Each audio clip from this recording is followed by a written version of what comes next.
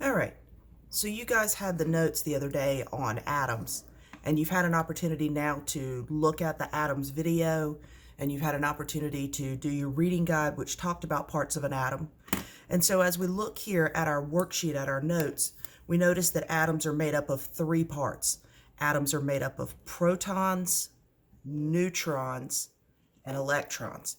And we talked the other day about the fact that we will always look for the protons first, then the neutrons, then the electrons. And so that's why we always list them this way. All right, so let's look at what we know about each of these. All right, so let's look at protons. So our protons, notice that they are located in the nucleus. They have a mass and they have a positive charge. Then we look at our neutrons. Neutrons are also located in the nucleus. They have a mass and they have no charge. They are neutral. Neutron, neutral. So we see the same beginning there that helps us remember that. So neutral, neutron, okay? And we see those over here in our drawing. We see here that inside of our nucleus, we've got our protons and our neutrons. Then we've got our electrons. Electrons are located out in the electron cloud. They have too little mass to count. A lot of places say that they have no mass, but we know they've got to have some mass because they exist. And we know that all matter has mass and takes up space. But it's like having $1 million and worrying about a penny. We don't count it because it's so minusculely small compared to the weight of protons and neutrons. And it has a negative charge, okay? So your electrons are your negative charge, your protons are your positive charge, and your neutrons are neutral, okay? And we see here these electrons out here in this electron cloud. So here's our electrons, and they're circling around out here in orbit. All right, now, the big thing now is going to be, okay, how do I look at a periodic table, and how do I find the number of protons, neutrons, and electrons? All right, so if we look here, we notice that our top number is the atomic number, and it can never change. Okay, so whatever that atomic number is, it will always be the same. So if it's fluorine, it will always be 9. Okay? Then we've got our chemical symbol, our element name, and then we have the atomic mass number. And that can change. They can have a different mass. And we see here that the number that's listed on the periodic table is the average of all of the masses in terms of percentage that we see them in the real world. All right, so let's look at how we find these different things. There are 3 equations here that help us to find protons, neutrons, and electrons. And once again, we always go protons, neutrons, electrons when we're searching for them. All right, the first one, the place that we start, is we start with protons. How do we find the number of protons? Okay. And we notice here that elements are assigned an increasing atomic number according to the number of protons. So the very first element on the periodic table, number 1, has 1 proton. The second element, number 2, has 2 protons. The third element has 3 protons. So if fluorine has 9 protons, it is the 9th element on the periodic table.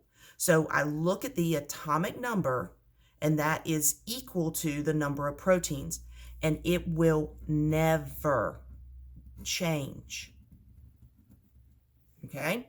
So it never ever changes. That's why we find it first, because it's always set, it's always the way it is.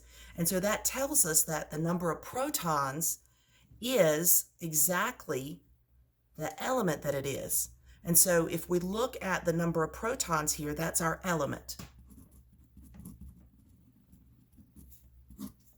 Okay? The second one that we do is we find the neutrons.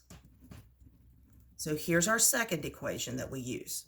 Okay, well, we found the number of protons. Now we need to find the number of neutrons. And we know that they're both located in the nucleus, and we know that they both have mass. Oh, there's a mass number. So the number of protons plus the number of neutrons equals the atomic mass number. Oh, that's why we found protons first. So since I already know protons, I know the number of protons, I can just look at this atomic mass number. Well, this rounds to 19. So if there are 9 protons, 9 plus blank equals 19. 9 plus 10 equals 19. So 9 protons plus 10 neutrons gives me an atomic number of 19. Check. So find protons first using the atomic number, and then you can use the protons and the atomic mass number to find the number of neutrons. Now, neutrons can change. We know that we can have stable and unstable elements. We saw this when we talked about using the radioactive dating when we were talking about our rocks, and we looked at some of those unstable elements. So we know the number of neutrons can change, and it changes the weight of the atom. The different atoms with different numbers of neutrons are called isotopes. So which isotope it is depends on how many neutrons you have, okay? All right, and then the third thing, we know that we have not yet found the number of electrons, okay? Well, protons had a positive charge. Electrons have a negative charge. So the way that an atom is found unbound on the periodic table, it is neutral, because the number of electrons tells us the charge. So the number of electrons is what charge it is. So if I've got 9 positive protons, then I need to have 9 negative electrons for it to be neutral. And it is on the periodic table. Every element that's unbonded is neutral. Now, electrons can change. When elements bond, they either give up or they gain electrons. And if we have a charged element, because it's given up or gained electrons, we call that an ion. And so the number of electrons tells us which ion it is. And the number of electrons is also going to tell us how reactive it is.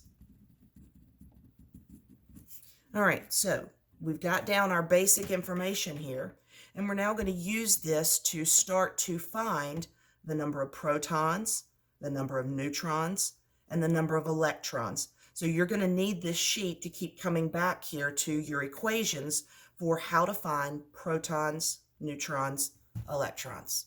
Thanks, guys.